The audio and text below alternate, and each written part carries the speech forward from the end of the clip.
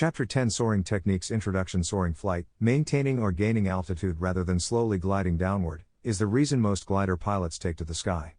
After learning to stay aloft for 2 or more hours at a time, the urge to set off cross-country often overcomes the soaring pilot. The goal is the same whether on a cross-country or a local flight, to use available updrafts as efficiently as possible. This involves finding and staying within the strongest part of the updraft. This chapter covers the basic soaring techniques. In the early 1920s, soaring pilots discovered the ability to remain aloft using updrafts caused by wind deflected by the very hillside from which they had launched. This allowed time aloft to explore the air. Soon afterward, they discovered thermals in the valleys adjacent to the hills. In the 1930s, mountain waves, which were not yet well understood by meteorologists, were discovered, leading pilots to make the first high-altitude flights.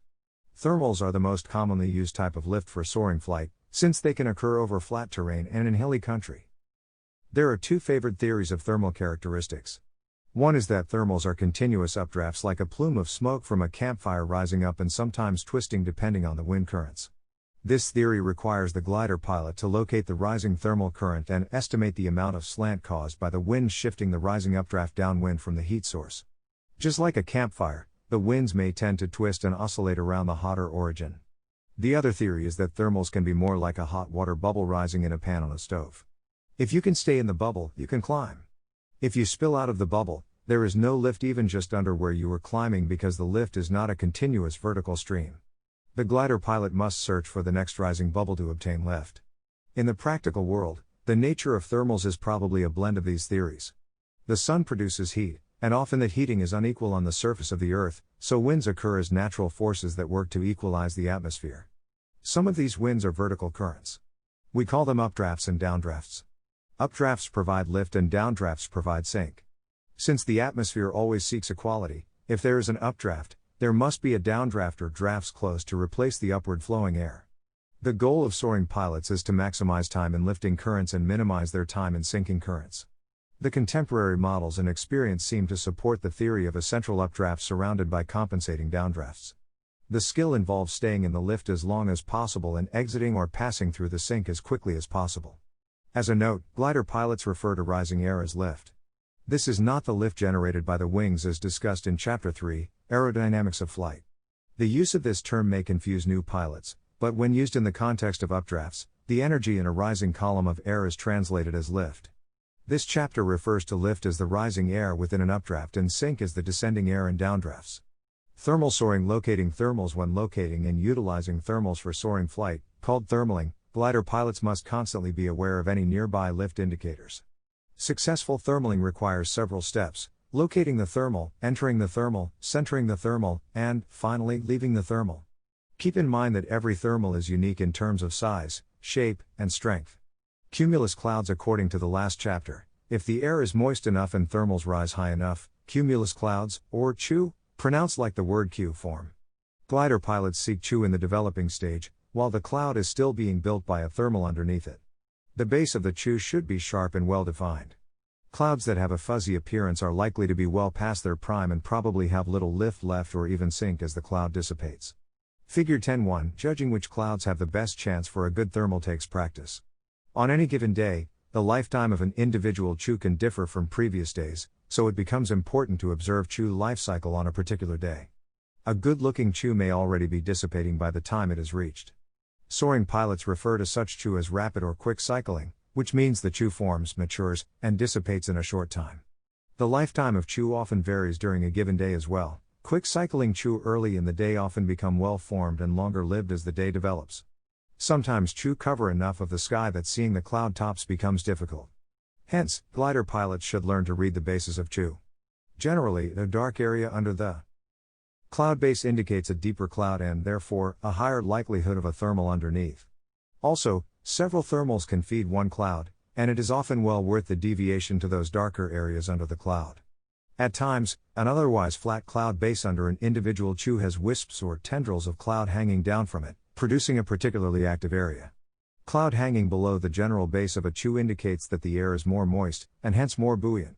Note the importance of distinguishing features under CHU that indicate potential lift from virga. Virga is precipitation in the form of rain, snow, or ice crystals, descending from the cloud base that is evaporating before it strikes the ground. Virga often signals that the friendly CHU has grown to cumulus congestus or thunderstorms. Figure 10.2, another indicator that one area of CHU may provide better lift is a concave region under an otherwise flat cloud base.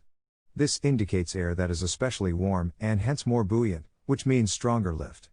This can cause problems for the unwary pilot, since the lift near cloud base often dramatically increases, for instance from 400 to 1000 feet per minute, (fpm). When trying to leave the strong lift in the concave area under the cloud, pilots can find themselves climbing rapidly with cloud all around, another good reason to abide by required cloud clearances. See Title 14 of the Code of Federal Regulations, 14 CFR, Part 91, Section 91.155, Basic VFR Weather Minimums. After a thermal rises from the surface and reaches the convective condensation level, CCL, a cloud begins to form. At first, only a few wisps form. Then, the cloud grows to a cauliflower shape. The initial wisps of CHU in an otherwise blue, cloudless sky indicate where an active thermal is beginning to build a cloud. When crossing a blue hole, a region anywhere from a few miles to several dozen miles of cloud-free sky in an otherwise CHU-filled sky, diverting to an initial wisp of CHU is often worthwhile. On some days, when only a few thermals are reaching the CCL, the initial wisps may be the only cloud markers around. The trick is to get to the wisp when it first forms, to catch the thermal underneath. Lack of CHU does not necessarily mean lack of thermals. If the air aloft is cool enough and the surface temperature warms sufficiently, thermals form whether or not enough moisture exists for cumulus formation. These dry, or blue thermals as they are called, can be just as strong as their CHU-topped counterparts. Glider pilots can find blue thermals, without CHU markers, by gliding along until stumbling upon a thermal. With any luck, other blue thermal indicators exist, making the search less random. Other indicators of thermals. One indicator of a thermal is another circling glider. Often the glint of the sun on wings is all that can be seen, so finding other gliders thermaling requires keeping a good lookout, which glider pilots should be doing anyway. Circling birds are also good indicators of thermal activity. Thermals tend to transport various aerosols, such as dust, upward with them. When a thermal rises to an inversion, it disturbs the stable air above it and spreads out horizontally, thus depositing some of the aerosols at that level. Depending on the sun angle and the pilot's sunglasses, haze domes can indicate dry thermals. If the air contains enough moisture, haze domes often form just before the first wisp of CHU. On blue, cloudless days, gliders and other airborne indicators are not around to mark thermals. In such cases, pay attention to clues on the ground. First, think about previous flight experiences. It is worth noting where thermals have been found previously, since certain areas tend to be consistent thermal sources. Remember that weather is fickle, so there is never a guarantee that a thermal currently exists where one existed before. In addition, if a thermal has recently formed, it takes time for the sun to reheat the area before the next thermal is triggered. Glider pilots new to a soaring location should ask the local pilots about favored spots, doing so might save the cost of a tow. Glider pilots talk about house thermals, which are simply thermals that seem to form over and over in the same spot or in the same area. Stay alert for other indicators, as well. In drier climates, dust devils mark thermals triggering from the ground. In hilly or mountainous terrain, look for sun-facing slopes. Unless the sun is directly overhead, the heating of a sun-facing slope is more intense than that over adjacent flat terrain because the sun's radiation strikes the slope at more nearly right angles. Figure 10.3. Also, cooler air usually pools in low-lying areas overnight, taking longer to warm during the morning. Darker ground or surface features heat quicker than grass-covered fields. Huge black asphalt parking lots can produce strong thermals.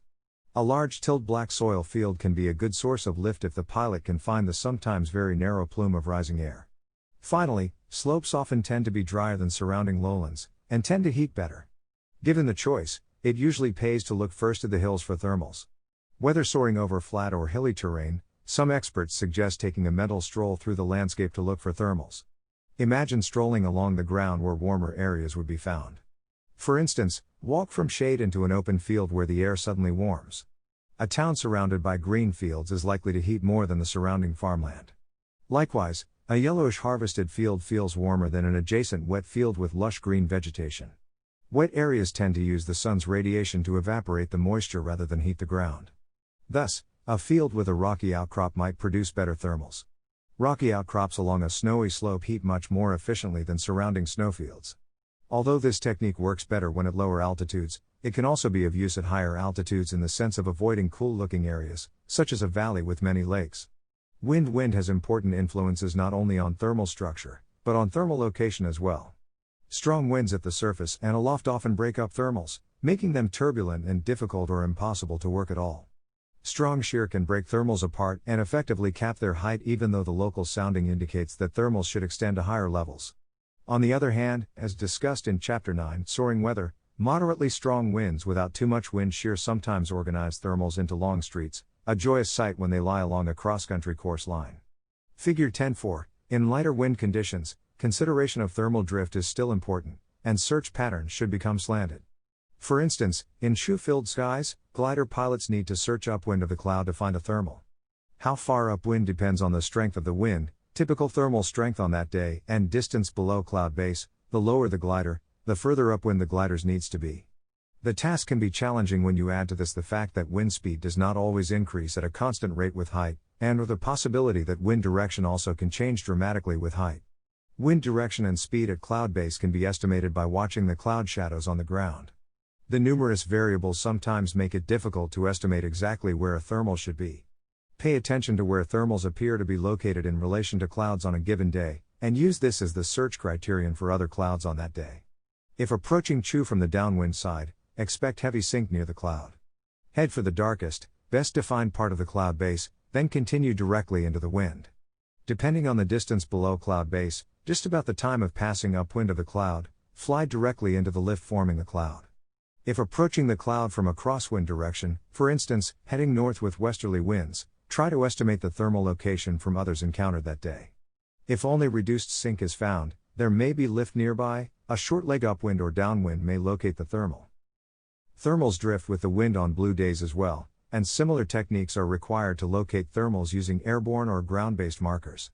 For instance, if heading toward a circling glider but at 1,000 feet lower, estimate how much the thermal is tilted in the wind and head for the most likely spot upwind of the circling glider. Figure 10.5. When in need of a thermal, pilots might consider searching on a line upwind or downwind once abeam the circling glider. This may or may not work. If the thermal is a bubble rather than a column, the pilot may be below the bubble. It is easy to waste height while searching in sync near one spot, rather than leaving and searching for a new thermal. Remember that a house thermal will probably be downwind of its typical spot on a windy day. Only practice and experience enable glider pilots to consistently find good thermals. Cool, stable air can also drift with the wind. Avoid areas downwind of known stable air, such as large lakes or large irrigated regions. On a day with CHU, stable areas can be indicated by a big blue hole in an otherwise CHU-filled sky. If the area is broad enough, a detour upwind of the stabilizing feature might be in order. Figure 10.6, the big picture when the sky is full of CHU, occasional gliders are marking thermals, and dust devils move across the landscape, the sky becomes glider pilot heaven. If gliding in the upper part of the height band, it is best to focus on the CHU, and make choices based on the best clouds. Sometimes lower altitudes cause glider pilots to go out of sync with the cloud. In that circumstance, use the CHU to find areas that appear generally active, but then start focusing more on ground-based indicators, like dust devils, a hillside with sunshine on it, or a circling bird. When down low, accept weaker climbs. Often the thermal cycles again, and hard work is rewarded. When searching for lift, use the best speed to fly, that is, best LD speed plus corrections for sink and any wind. This technique allows glider pilots to cover the most ground with the available altitude. See Chapter 3 Aerodynamics of Flight, to review shifting of the polar for winds and sink. Entering a thermal. Once a thermal has been located, enter it so you do not lose it right away. The first indicator of a nearby thermal is often, oddly enough, increased sink. Next, a positive G-force is felt, which may be subtle or obvious, depending on the thermal strength. The seat of the pants indication of lift is the quickest, and is far faster than any variometer, which has a small lag. Speed should have been increased in the sink adjacent to the thermal. As the positive G-force increases, reduce speed to between LD and minimum sink. Note the trend of the variometer needle should be an upswing, or the audio variometer going from the drone to excited beeping. At the right time in the anticipated lift, begin the turn. If everything has gone perfectly, the glider will roll into a coordinated turn, at just the right bank angle, at just the right speed, and be centered perfectly. In reality, it rarely works that well. Before going further, what vital step was left out of the above scenario? Clear before turning. The variometer is hypnotic upon entering lift, especially at somewhat low altitudes. This is exactly where pilots forget that basic primary step before any turn, looking around first. An audio variometer helps avoid this. To help decide which way to turn, determine which wing tends to be lifted. For instance, when entering the thermal and the glider is gently banking to the right, clear left, then turn left. A glider on its own tends to fly away from thermals. Figure 10.7, as the glider flies into the first thermal, but slightly off-center, the stronger lift in the center of the thermal banks the glider right, away from the thermal. It then encounters the next thermal with the right wing toward the center and is banked away from lift to the left, and so on. Avoid letting thermals bank the glider even slightly. Sometimes the thermal-induced bank is subtle, so be light on the controls and sensitive to the air activity. At other times, there is no indication on one wing or another. In this case, take a guess, clear, then turn. As a note, new soaring pilots often get in the habit of turning in a favorite direction, to the extreme of not being able to fly reasonable circles in the other direction. If this happens, make an effort to thermal in the other direction half the time. Being proficient in either direction is important, especially when thermaling with traffic. As a glider encounters lift on one side, some gliders tend to slip laterally as indicated by the yaw string. The glider pilot must bring the climbing wing down, not just to level the wings but further to begin the turn into the lifting columns of air. In these instances, the soaring pilot should turn towards the tip of the yaw string to seek the lift. Inside a thermal bank angle, optimum climb is achieved when proper bank angle and speed are used after entering a thermal. The shallowest possible bank angle at minimum sink speed is ideal. Thermal size and associated turbulence usually do not allow this. Large size, smooth, and well-behaved thermals can be the exception in some parts of the country. Consider first the bank angle. The glider's sink rate increases as the bank angle increases. However, the sink rate begins to increase more rapidly beyond about a 45 degrees bank angle. Thus, a 40 degrees compared to a 30 degrees bank angle may increase the sink rate less than the gain achieved from circling in the stronger lift near the center of the thermal. As with everything else, this takes practice, and the exact bank angle used depends on the typical thermal, or even a specific thermal on a given day. Normally, bank angles in excess of 50 degrees are not needed, but exceptions always exist. It may be necessary, for instance, to use banks of 60 degrees or so to stay in the best lift. Thermals tend to be smaller at lower levels and expand in size as they rise higher. Therefore, a steeper bank angle is required at lower altitudes, and shallower bank angles can often be used while climbing higher. Remain flexible with techniques throughout the flight. Speed if turbulence is light and the thermal is well formed, use the minimum sink speed for the given bank angle. This should optimize the climb because the glider's sink rate is at its lowest, and the turn radius is smaller. As an example, for a 30 degrees bank angle, letting the speed increase from 45 to 50 knots increases the diameter of the circle by about 100 feet. In some instances, this can make the difference between climbing or not. Some gliders can be safely flown several knots below minimum sink speed. Even though the turn radius is smaller, the increased sink rate may offset any gain achieved by being closer to strong lift near the thermal center. There are two other reasons to avoid thermaling speeds that are too slow: the risk of a stall and lack of controllability. Distractions while thermaling can increase the risk of an inadvertent stall and include, but are not limited to, studying the cloud above or the ground below, for wind drift, quickly changing bank angles without remaining coordinated while centering, thermal turbulence, or other gliders in the thermal. Stall recovery should be second nature, so that if the signs of an imminent stall appear while thermaling, recovery is instinctive. Depending on the stall characteristics of the particular glider or in turbulent thermals, a spin entry is always possible. Glider pilots should carefully monitor speed and nose attitude at lower altitudes. Regardless of altitude, when in a thermal with other gliders below, maintain increased awareness of speed control and avoid any stall/spin scenario. Controllability is a second, though related, reason for using a thermaling speed greater than minimum sink. The bank angle may justify a low speed, but turbulence in the thermal may make it difficult or impossible to maintain the desired quick responsiveness, especially in aileron control, in order to properly remain in the best lift. Using sufficient speed ensures that the pilot, and not the thermal turbulence, is controlling the glider. Soaring pilots' opinions differ regarding how long to wait after encountering lift and before rolling into the thermal. Some pilots advocate flying straight until the lift has peaked. Then, they start turning, hopefully back into stronger lift. It is imperative not to wait too long after the first indication that the thermal is decreasing for this maneuver. Other pilots favor rolling into the thermal before lift peaks, thus avoiding the possibility of losing the thermal by waiting too long. Turning into the lift too quickly causes the glider to fly back out into sink. There is no one right way, the choice depends on personal preference and the conditions on a given day. Timing is everything, and practice is key to developing good timing. Centering usually upon entering a thermal, the glider is in lift for part of the circle and sink for the other part. It is rare to roll into a thermal and immediately be perfectly centered. The goal of centering the thermal is to determine where the best lift is and move the glider into it for the most consistent climb. One centering technique is known as the 270 degrees correction. Figure 10.8, in this case, the pilot rolls into a thermal and almost immediately encounters sink, an indication of turning the wrong way. Complete a 270 degrees turn, straighten out for a few seconds, and if lift is encountered again, turn back into it in the same direction. Avoid reversing the direction of turn. The distance flown while reversing turns is more than seems possible and can lead away from the lift completely. Figure 10.9, often, stronger lift exists on one side of the thermal than on the other, or perhaps the thermal is small enough that lift exists on one side and sink on the other, thereby preventing a climb. There are several techniques and variations to centering.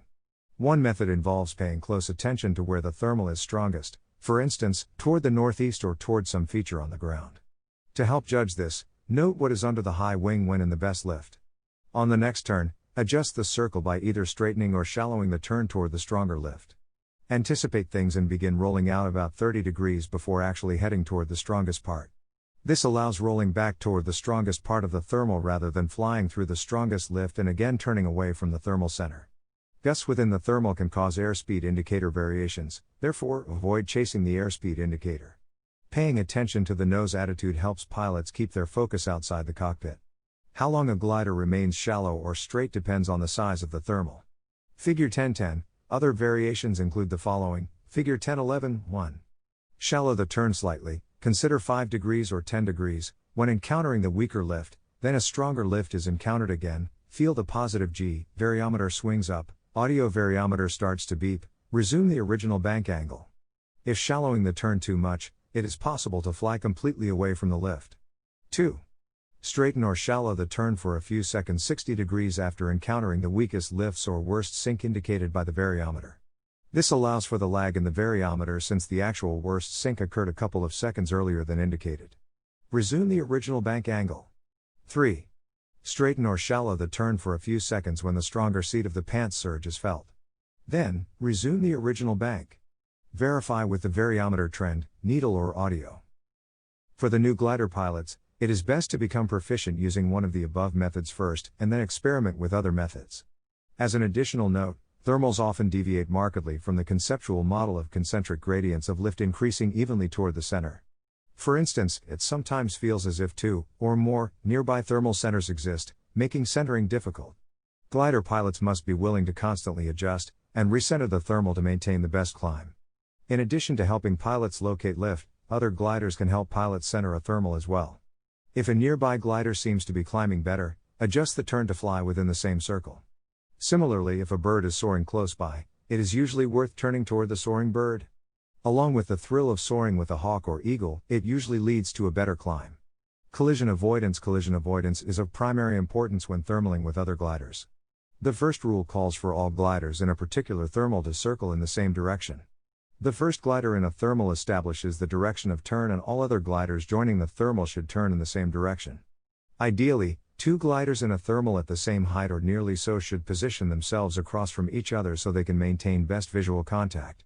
Figure 10.12. When entering a thermal, strive to do so in a way that does not interfere with gliders already in the thermal, and above all, in a manner that does not cause a hazard to other gliders. An example of a dangerous entry is pulling up to bleed off excess speed in the middle of a crowded thermal. A far safer technique is to bleed off speed before reaching the thermal and joining the thermal at a normal thermaling speed.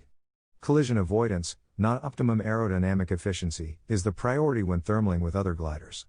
Announcing to the other gliders on the radio that you are entering the thermal enhances collision avoidance. Figure 10.12. Different types of gliders in the same thermal may have different minimum sink speeds, and it may be difficult to remain directly across from another glider in a thermal. Avoid a situation where the other glider cannot be seen or the other glider cannot see you. Radio communication is helpful. Too much talking clogs the frequency, and may make it impossible for a pilot to broadcast an important message. Do not fly directly above or below another glider in a thermal since differences in performance, or even minor changes in speed can lead to larger than expected altitude changes. If sight of another glider is lost in a thermal and position cannot be established via a radio call, leave the thermal. After 10 or 20 seconds, come back around to rejoin the thermal, hopefully with better traffic positioning. It cannot be stressed enough that collision avoidance when thermaling is a priority. Mid-air collisions can sometimes be survived, but only with a great deal of luck. Unsafe thermaling practices endanger everyone. Figure 10.13, exiting a thermal leaving a thermal properly can also save some altitude. While circling, scan the full 360 degrees of sky with each thermaling turn. This first allows the pilot to continually check for other traffic in the vicinity. Second, it helps the pilot analyze the sky in all directions to decide where to go for the next climb. It is better to decide where to go next while still in lift rather than losing altitude in sync after leaving a thermal. Exactly when to leave depends on the goals for the climb, whether the desire is to maximize altitude for a long glide or leave when lift weakens in order to maximize time on a cross-country flight. In either case, be ready to increase speed to penetrate the sink often found on the edge of the thermal, and leave the thermal in a manner that does not hinder or endanger other gliders. Atypical thermals. Exceptions to normal or typical thermals are numerous. For instance, instead of stronger sink at the edge of a thermal, weak lift sometimes continues for a distance after leaving a thermal. Glider pilots should be quick to adapt to whatever the air has to offer at the time. The mechanics of simply flying the glider become second nature with practice, as do thermaling techniques. Expect to land early because anticipated lift was not there on occasion. It is part of the learning curve. If thermal waves are suspected, climb in the thermal near cloud base, then head toward the upwind side of the CHU. Often, only very weak lift, barely enough to climb at all, is found in smooth air upwind of the cloud. Once above cloud base and upwind of the CHU, climb rates of a few hundred FPM can be found. Climbs can be made by flying back and forth upwind of an individual CHU, or by flying along cloud streets if they exist. If no clouds are present, but waves are suspected, climb to the top of the thermal and penetrate upwind in search of smooth, weak lift. Without visual clues, thermal waves are more difficult to work. Thermal waves are most often stumbled upon as a pleasant surprise. Ridge/slope soaring. Efficient slope soaring, also called ridge soaring or ridge running, is fairly easy. Simply fly in the updraft along the upwind side of the ridge. Although the appearance may seem simple, it is very complicated and can be very hazardous for the untrained glider pilot. Ridge soaring can also be very demanding on the glider and the pilot. Even though it is easy to fly, there are many situations in which a glider pilot can be exposed to hazards if proper training has not been received. A thorough pre-flight and route planning needs to be accomplished. This planning also includes ridge selection based on the current winds. The horizontal distance from the ridge varies with height above the ridge, since the best lift zone, or optimum lift zones, OLZ, tilts upwind with height above the ridge. These zones, or OLZ, vary but usually are slightly off the top of the ridge, with a slight angle into the prevailing wind. The bottom of the OLZ may be slightly down from the top line under normal conditions. These OLZ vary with the size and terrain makeup of the ridge. Figure 10.14, surface winds of 15 to 20 knots that are perpendicular to the ridge are ideal. Wind flow within 45 degrees of the perpendicular line also provides adequate lift. Winds less than 10 knots have also produced adequate ridge soaring dependent on the terrain, but with 10 knots of wind or less, pilots should avoid flying low over any ridge due to the possibility of encountering sink. Local ridge pilots know about these conditions and the need for good pre-flight planning and training is required. Figure 10.15, airflow mirrors a hill or ridge shape. Imagine a flow of water around the ridge instead of air. However, air is thinner and can be compressed as in a Venturi effect and can be squeezed and accelerated, especially along the ridge. Figure 10.16, ridges that have an irregular profile are hazardous. The more complicated the ridge is, the more erratic the airflow may become. Figure 10.17, traps. Even though the idea is simple, traps exist for both new and expert glider pilots. Obtain instruction when first learning to ridge soar/slope soar. Avoid approaching from the upwind side perpendicularly to the ridge. Instead, approach the ridge at a 45 degrees angle, so that a quick egress away from the ridge is possible should lift not be contacted. Note, when approaching the ridge from downwind, approach the ridge at a diagonal. If excess sink is encountered, this method allows a quick turn away from the ridge. Figure 10.18, while flying along the ridge, a crab angle is necessary to avoid drifting too close to the ridge or, if gliding above the ridge, to avoid drifting over the top into the lee side downdraft. Thermal sink can turn the glider upside down, a phenomenon known as upset. A thermal may appear anywhere. When it appears from the opposite side of the ridge, it has strong energy. When flying in strong conditions, winds and thermals, fly with extra speed for positive control of the glider. Do not fly on the ridge crest or below the ridge on the downwind side. Figure 1019, for the new glider pilot, crabbing along the ridge may be a strange sensation, and it is easy to become uncoordinated while trying to point the nose along the ridge. This is both inefficient and dangerous, since it leads to a skid toward the ridge. Figure 1020, in theory, to obtain the best climb, it is best to slope soar at minimum sink speed.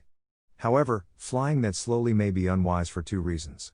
First, minimum sink speed is relatively close to stall speed, and flying close to stall speed near terrain has obvious dangers. Second, maneuverability at minimum sink speed may be inadequate for proper control near terrain, especially if the wind is gusty and or thermals are present. When gliding at or below ridge top height, fly faster than minimum sink speed. How much faster depends on the glider, terrain, and turbulence. When the glider is at least several hundred feet above the ridge and shifting upwind away from it in the best lift zone, reduce speed. If in doubt, fly faster. Note, when flying close to the ridge, use extra speed for safety. Extra speed gives the glider more positive flight control input, and also enables the glider to fly through areas of sink quickly. Ensure that seat and lap belts are tightened. Figure 1021, procedures for safe flying. Slope soaring comes with several procedures to enable safe flying and to allow many gliders on the same ridge. The rules are explained in the following paragraphs and illustrated in Figure 1022. Make all turns away from the ridge. Figure 1022a, a turn toward the ridge is dangerous, even if gliding seemingly well away from the ridge. The ground speed on the downwind portion of the turn is difficult to judge properly, and striking the ridge is a serious threat. Even if above the ridge, it is easy to finish the turn downwind, which may take the glider over the ridge crest. This puts the glider into heavy sink. Do not fly directly above or below another glider. Figure 1022b, gliders spaced closely together in the vertical are in each other's blind spots. A slight change in climb rate between the gliders can lead to a collision. Pass another glider on the ridge side, anticipating that the other pilot will make a turn away from the ridge. Figure 1022c, sometimes the glider to be passed is so close to the ridge that there is inadequate space to pass between the glider and the ridge. In that case, either turn back in the other direction, away from the ridge, if traffic permits, or fly upwind away from the ridge and rejoin the slope lift as traffic allows. If using a radio, try to contact the glider by the completion number and then coordinate the passing. When soaring outside of the United States, be aware that this rule may differ. The glider with its right side to the ridge has the right of way. Figure 1022d, Title 14 of the Code of Federal Regulations, 14 CFR, requires both aircraft approaching head-on to give way to the right. A glider with the ridge to the right may not have room to move in that direction. The glider with its left side to the ridge should give way. Additionally, when overtaking a slower glider along the ridge, always pass on the ridge side. If the overtaking glider encounters sink, turbulence, etc., it must maneuver away from the ridge. This is acceptable. When piloting the glider with its right side to the ridge, ensure the approaching glider sees you and is yielding in plenty of time. In general, gliders approaching head-on are difficult to see, therefore, extra vigilance is needed to avoid collisions while slope soaring. The use of a radio during ridge soaring is recommended. Pilots must be familiar with 14 CFR Part 91, Section 91.113, right-of-way rules, except water operations, and Section 91.111, operating near other aircraft. Bowls and spurs. If the wind is at an angle to the ridge, bowls or spurs, i.e., recessed or protruding rock formations, extending from the main ridge can create better lift on the upwind side and sink on the downwind side. If at or near the height of the ridge, it may be necessary to detour around the spur to avoid the sink, then drift back into the bowl to take advantage of the better lift. After passing such a spur, do not make abrupt turns toward the ridge. Always consider what the general flow of traffic is doing. If soaring hundreds of feet above a spur, it may be possible to fly over it and increase speed in any sink. This requires caution, since a thermal in the upwind bowl, or even an imperceptible increase in the wind, can cause greater than anticipated sink on the downwind side. Always have an escape route or, if in any doubt, detour around. Figure 1023, slope lift. It is not uncommon for thermals to exist with slope lift. Indeed, slope soaring can often be used as a save when thermals have temporarily shut down. Working thermals from slope lift require special techniques. When a thermal is encountered along the ridge, a series of S-turns can be made into the wind. Drift back to the thermal after each turn if needed and, of course, never continue the turn to the point that the glider is turning toward the ridge. Speed is also important, since it is easy to encounter strong sink on the sides of the thermal. It is very likely that staying in thermal lift through the entire S-turn is not possible. The maneuver takes practice, but when done properly, a rapid climb in the thermal can be made well above the ridge crest, where thermaling turns can begin. Even when well above the ridge, caution is needed to ensure the climb is not too slow as to drift into the lee side sink.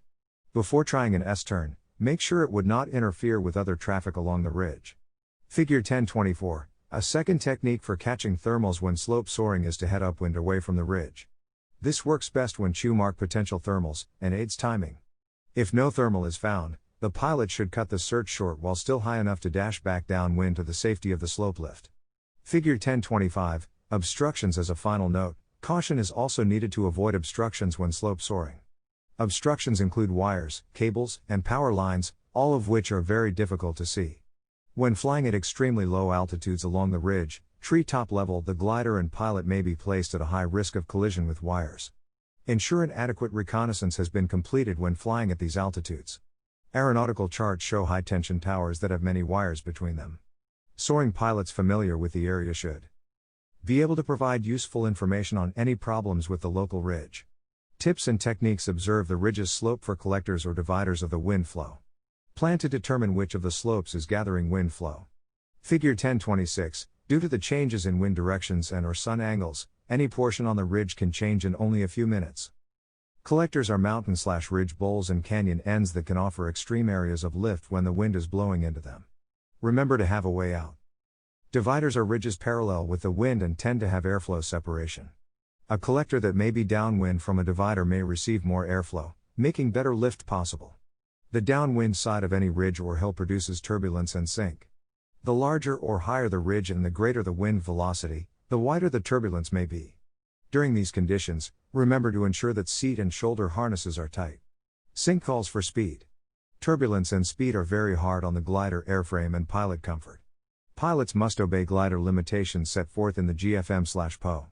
Also, do not exceed the design speed for maximum gust intensity (VB). Figure 1027, the ridge crest is where all airflow starts down. Steep ridges with narrow ridge tops can collect thermal action from both sides of the crest. The best lift could be directly above the crest. However, this terrain can be very hazardous as a pilot cannot see it or may not have visual cues.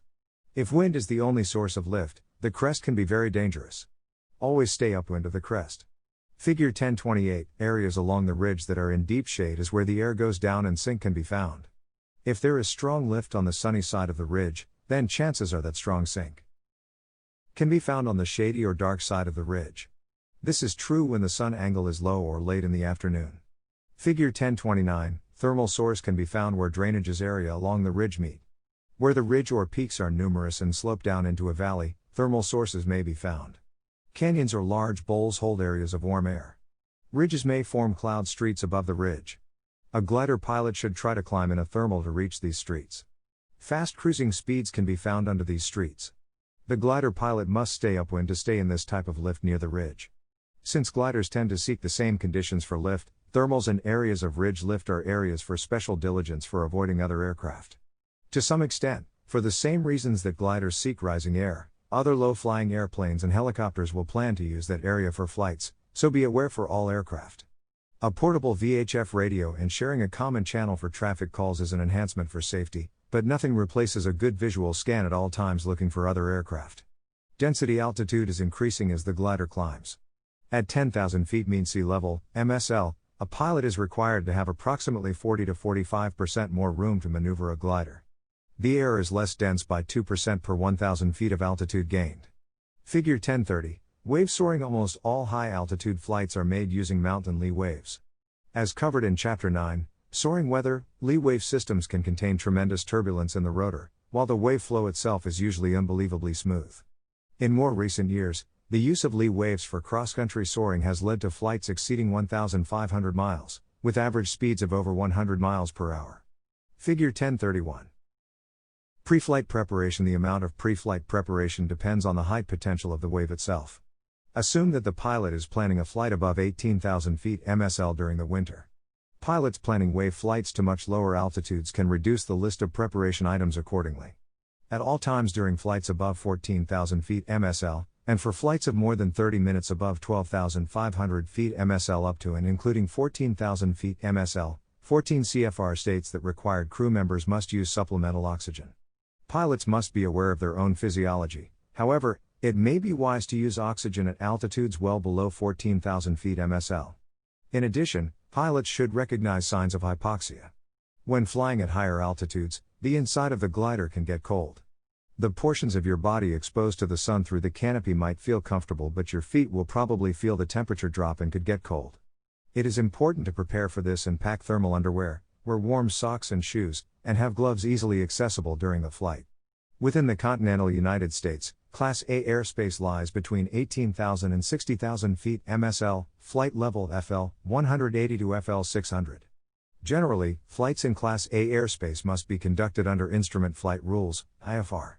However, several clubs and glider operations have established so-called wave windows. These are special areas, arranged in agreement with Air Traffic Control, ATC, in which gliders are allowed to operate above 18,000 feet MSL under Visual Flight Rules, VFR, operations. Wave windows have very specific boundaries. Thus, to maintain this privilege, it is imperative to stay within the designated window. On any given day, the wave window may be open to a specific altitude during times specified by ATC. Each wave window has its own set of procedures agreed upon with ATC. All glider pilots should become familiar with the procedures and required radio frequencies. True airspeed, TAS, becomes a consideration at higher altitudes. To avoid the possibility of flutter, some gliders require a reduced indicated never exceed speed, VNE, as a function of altitude. For instance, the pilots operating Handbook FAA-H, for one common two-seat glider, list a VNE at sea level of 135 knots. However, at 19,000 feet MSL, it is only 109 knots. Study the glider's PO carefully for any limitations on indicated airspeeds. There is always the possibility of not contacting the wave. Sink on the downside of a lee wave can be high, 2000 fpm or more. In addition, missing the wave often means a trip back through the turbulent rotor. The workload and stress level in either case can be high. To reduce the workload, it is a good idea to have minimum return altitudes from several locations calculated ahead of time. In addition, plan for some worst-case scenarios. For instance, consider what off-field landing options are available if the planned minimum return altitude proves inadequate. A normal pre-flight of the glider should be performed. In addition, check the lubricant that has been used on control fittings. Some lubricants can become very stiff when cold. Also, check for water from melting snow or a recent rain in the spoilers or dive brakes. Freezing water in the spoilers or dive brakes at altitude can make them difficult to open. Checking the spoilers or dive brakes occasionally during a high climb helps avoid this problem. A freshly charged battery is recommended, since cold temperatures can reduce battery effectiveness. Check the radio and accessory equipment, such as a microphone and the oxygen mask, even if it is not generally used. As mentioned, the oxygen system is vital. Other specific items to check depend on the system being used. A briefing with the tow pilot is even more important before a wave tow. Routes, minimum altitudes, rotor avoidance, if possible, anticipated tow altitude, and eventualities should be discussed on the ground prior to flight. After all preparations are complete, it is time to get in the glider. Some pilots may be using a parachute for the first time on wave flights, so become familiar with its proper fitting and use. The parachute fits on top of clothing that is much bulkier than for normal soaring, so the cockpit can suddenly seem quite cramped. It takes several minutes to get settled and organized. Make sure radio and oxygen are easily accessible. If possible, the oxygen mask should be in place, since the climb in the wave can be very rapid. At the very least, the mask should be set up so that it is ready for use in a few seconds. All other gear, mittens, microphone, maps, varograph, etc. should be securely stowed in anticipation of the rotor. Check for full, free rudder movement since footwear is probably larger than normal. In addition, given the bulky cold weather clothing, check to make sure the canopy clearance is adequate. The pilot's head can break a canopy in rotor turbulence, so seat and shoulder belts should be tightly secured. This may be difficult to achieve with the extra clothing and accessories, but take the time to ensure everything is secure. There will not be time to attend to such matters once the rotor is encountered. Getting into the wave. There are two ways to get into the wave: soaring into it or being towed directly into it.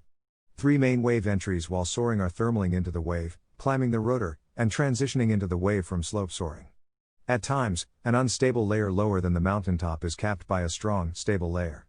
If other conditions are favorable, the overlying stable layer may support lee waves. On these days, it is sometimes possible to avoid the rotor and thermal into the wave.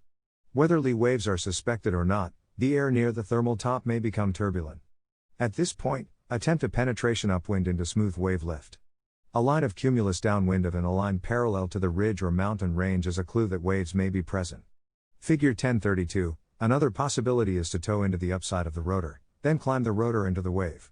This can be rough, difficult, and prone to failure. The technique is to find a part of the rotor that is going up and try to stay in it. The rotor lift is usually stationary over the ground. Either perform a figure 8 in the rotor lift to avoid drifting downwind, fly several circles with an occasional straight leg, or fly straight into the wind for several seconds until lift diminishes. Then, circle to reposition in the lift. The choice that works depends on the size of the lift and the wind strength. Since rotors have rapidly changing regions of very turbulent lift and sink, simple airspeed and bank angle control can become difficult. This wave entry technique is not for new pilots.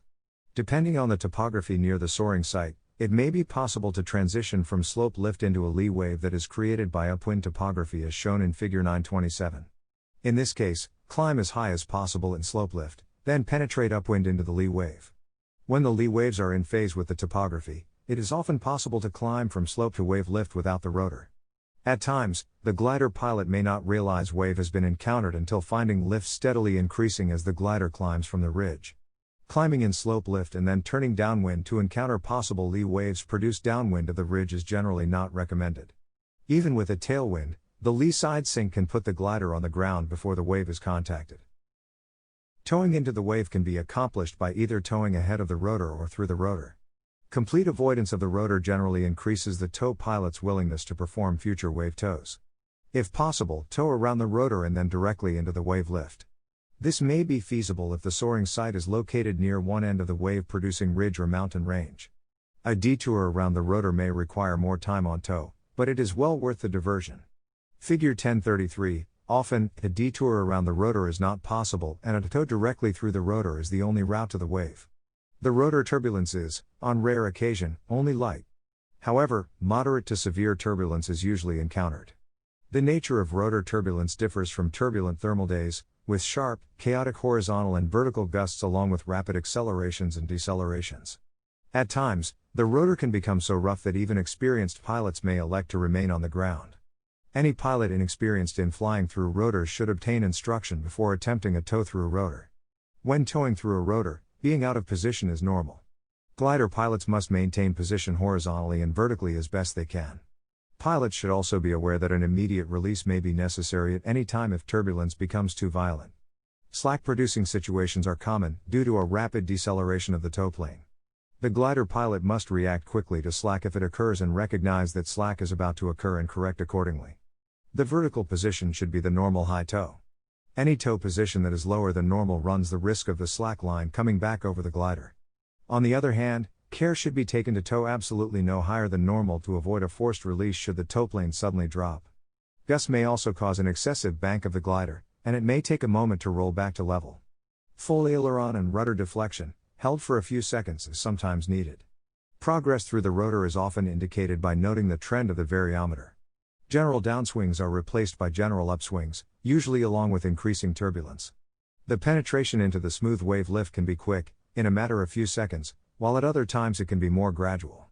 Note any lenticulars above. A position upwind of the clouds helps confirm contact with the wave. If in doubt, tow a few moments longer to be sure. Once confident about having contacted the wave lift, make the release. If heading into more or less crosswind, the glider should release and fly straight or with a crab angle. If flying directly into the wind, the glider should turn a few degrees to establish a crosswind crab angle. The goal is to avoid drifting downwind and immediately losing the wave. After release, the tow plane should descend and or turn away to separate from the glider. Possible non-standard procedures need to be briefed with the tow pilot before takeoff. Figures 10-34 and 10-35. Flying in the wave. Once the wave has been contacted, the best techniques for utilizing the lift depend on the extent of the lift, especially in the direction along the ridge or mountain range producing the wave, and the strength of the wind. The lift may initially be weak. In such circumstances, be patient and stay with the initial slow climb. Patience is usually rewarded with better lift as the climb continues. At other times, the variometer may be pegged at 1000 fpm directly after release from tow. If the wind is strong enough, 40 knots or more, find the strongest portion of the wave and point into the wind, and adjust speed so that the glider remains in the strong lift. The best lift is found along the upwind side of the rotor cloud or just upwind of any lenticulars. In the best case scenario, the required speed is close to the glider's minimum sink speed. In quite strong winds, it may be necessary to fly faster than minimum sink to maintain position in the best lift. Under those conditions, flying slower allows the glider to drift downwind, fly backward over the ground, and into the downside of the wave. This can be a costly mistake since it is difficult to penetrate back into the strong headwind. When the lift is strong, it is easy to drift downwind while climbing into stronger winds aloft, so it pays to be attentive to the position relative to rotor clouds or lenticulars. If no clouds exist, special attention is needed to judge wind drift by finding nearby ground references. It may be necessary to increase speed with altitude to maintain position in the best lift.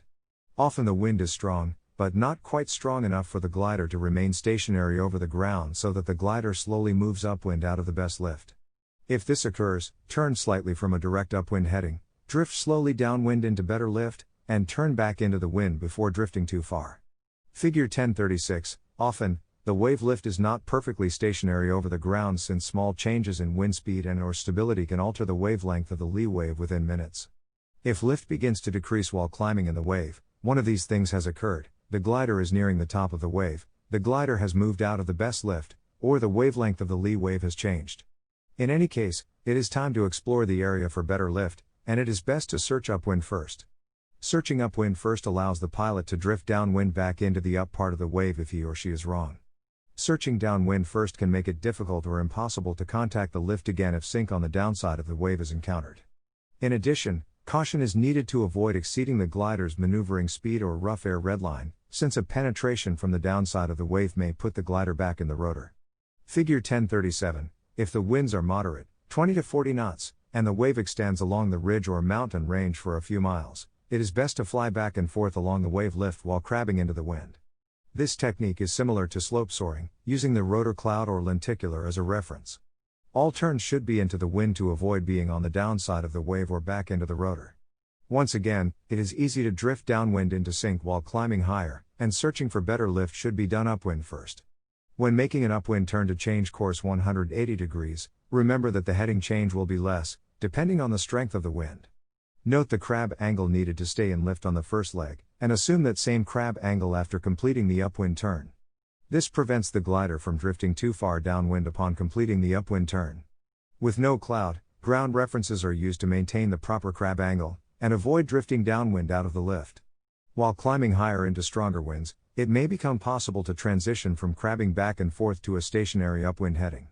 Figure 1038, weaker winds, 15 to 20 knots, sometimes require different techniques. Lee waves from smaller ridges can form in relatively weak winds of approximately 15 knots.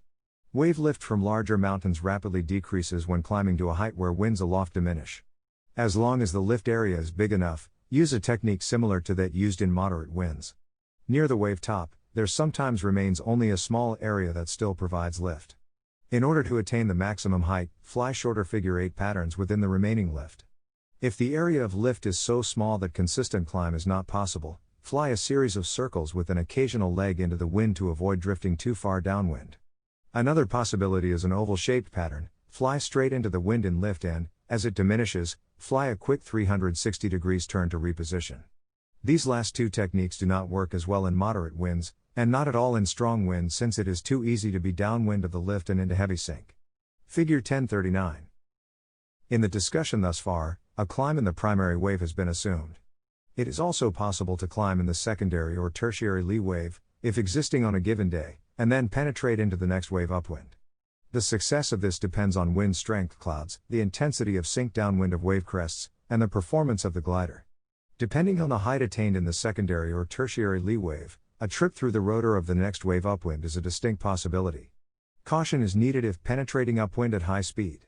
The transition into the downwind side of the rotor can be as abrupt as on the upwind side, so speed should be reduced at the first hint of turbulence.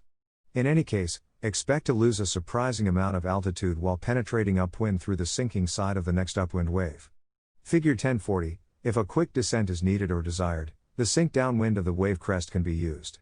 Sink can easily be twice as strong as lift encountered upwind of the crest. Eventual descent into downwind rotor is also likely.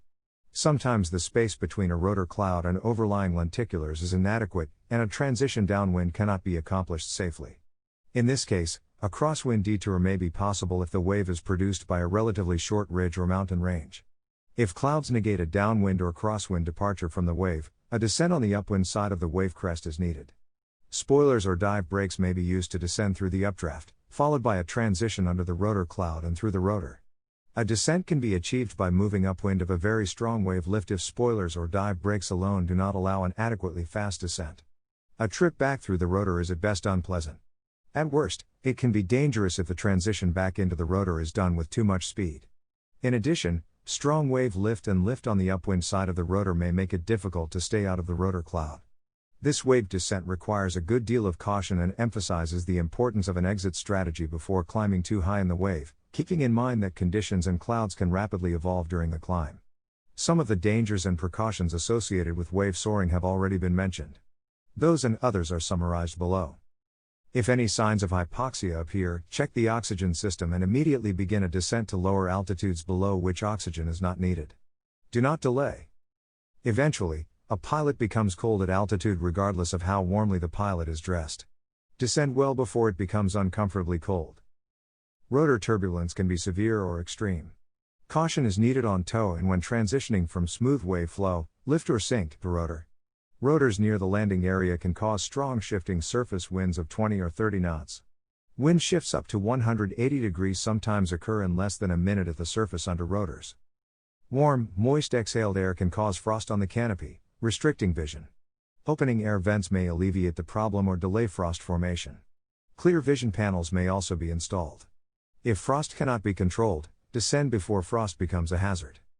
In wet waves, those associated with a great deal of cloud, beware of the gaps closing beneath the glider. If trapped above cloud, a benign spiral mode is an option, but only if this mode has been previously explored and found stable for the glider. Know the time of actual sunset. At legal sunset, bright sunshine is still found at 25,000 feet while the ground below is already quite dark. Even at an average 1,000 fpm descent, it takes 20 minutes to lose 20,000 feet. Caution: flights under a rotor cloud can encounter high sink rates and should be approached with extreme caution. Soaring convergence zones. Convergence zones are most easily spotted when cumulus clouds are present. They appear as a single, straight, or curved cloud street, sometimes well defined and sometimes not. The edge of a field of cumulus can mark convergence between a mesoscale air mass that is relatively moist and/or unstable from one that is much drier and/or more stable. Often, the cumulus along convergence lines have a base lower on one side than the other, similar to that in Figure 931. With no cloud present, a convergence zone is sometimes marked by a difference in visibility across it, which may be subtle or distinct. When there are no clues in the sky itself, there may be some clues on the ground. If lakes are nearby, look for wind differences on lakes a few miles apart. A lake showing a wind direction different from the ambient flow for the day may be a clue. Wind direction shown by smoke can also be an important indicator. A few dust devils, or, even better, a short line of them, may indicate the presence of ordinary thermals versus those triggered by convergence. Spotting subtle clues takes practice and good observational skills, and is often the reason a few pilots are still soaring while others are already on the ground. The best soaring technique for this type of lift depends on the nature of the convergence zone itself. For instance, a sea breeze front may be well defined and marked by curtain clouds. The pilot can fly straight along the line in fairly steady lift.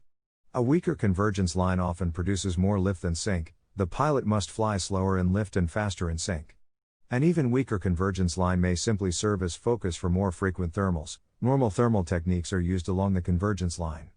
Some combination of straight legs along the line with an occasional stop to thermal is often used. Convergence zone lift can at times be somewhat turbulent, especially if air from different sources is mixing, such as along a sea breeze front. The general roughness may be the only clue of being along some sort of convergence line. There can also be narrow and rough, but strong, thermals within the convergence line. Work these areas like any other difficult thermals, using steeper bank angles and more speed for maneuverability. Combined sources of updrafts. Finally, lift sources have been categorized into 4 types: thermal, slope, wave, and convergence. Often, more than one type of lift exists at the same time, such as thermals with slope lift, thermaling into a wave, convergence zones enhancing thermals, thermal waves, and wave and slope lift.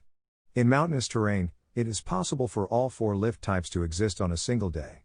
The glider pilot needs to remain mentally nimble to take advantage of various types and locations of rising air during the flight. Nature does not know that it must only produce rising air based on these 4 lift categories.